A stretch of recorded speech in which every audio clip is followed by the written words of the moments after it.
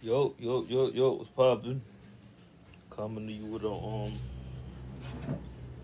another video real quick. So I know what's going on and shit. So give y'all I'm gonna get straight to it. I'm gonna give you my expert picks for week one, man. I'm gonna tell you the reason why I'm taking these picks. Now, I don't know if y'all know about different betting sites, right? But there's a reason why they don't want you to be able to alternate the spreads. For example, I'm making an example. Week one, Denver plays on. Yeah, who the fuck did they play again?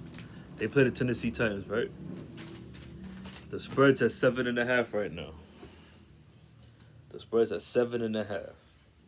Vegas never loses. So if you bet with Denver and it scores 28-21 and Denver wins 28-21, you lose. So you need to find a sports book that lets you alternate the spread. You knock that shit down to 6.5. Now if you knock it down to 6.5, you will win. Get it? You don't get it.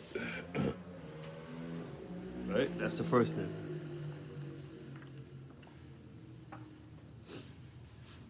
The next thing is Denver against Tennessee Titans. You think Cam Ward, a rookie quarterback, you go Google this too. I talk straight facts. You think that a number one overall pick, the only number one overall pick to ever in the whole history of the NFL win his first game was Kyler Murray, and he didn't even win. He tied against the Detroit Lions week one. I watched that game. Kyler Murray, you go Google that. You think that he's gonna go into Denver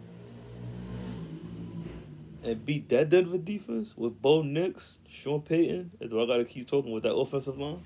That shit is not gonna happen. Denver -6.5. Boom, not 7.5. Knock that shit down to 6.5.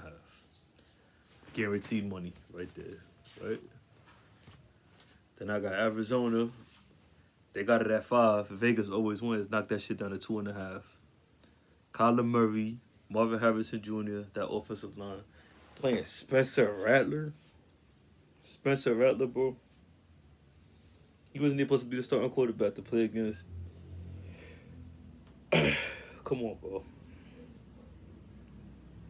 Think. Vegas knows if Arizona wins by a field goal that you lose anyway. If you were to take Arizona -5.5, and let's just say they win by a field goal, you'll lose. Arizona's not losing to those bum niggas. You understand it? Arizona -2.5. Then this is my favorite pick right here. Everybody talking about Cincinnati Bengals, 1-11, and that shit doesn't mean Nathan's, bro. Joe Burrow, Lamar Chase, T. Higgins, all of the motherfuckers just got paid. The defensive nigga just got paid. Think about that. Playing Cleveland with a fucking 40-year-old Joe Flacco. Knock the spread down. I don't remember what it's at right now, but Cincinnati -2.5 or 3. Knock down the spread. You gotta alternate the spreads because Vegas knows Cincinnati's gonna win, but they're not gonna cover the spread. You understand? Knock the spread down to 3, right? Then Russell Wilson is garbage. He was garbage in fucking Denver. That's why they got rid of his bum ass.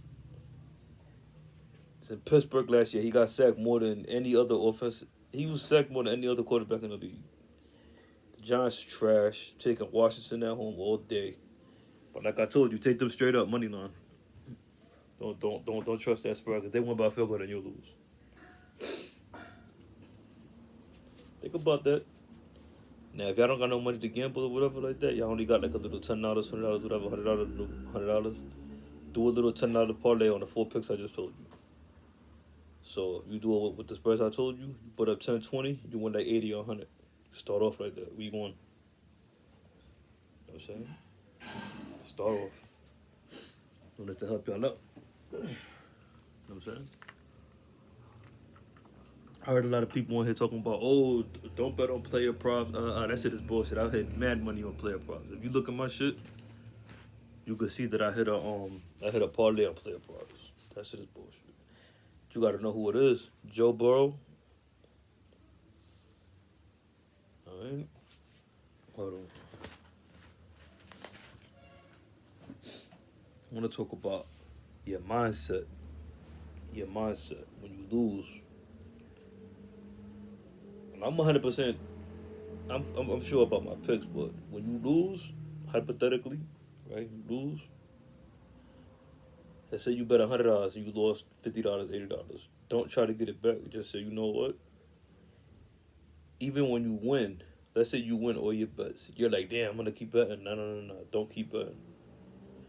If you win or you lose, just leave it alone for the day. You bet 4 games and they all won, worry about the next day. If you have 4 games and they all lost, about the next day. You gotta have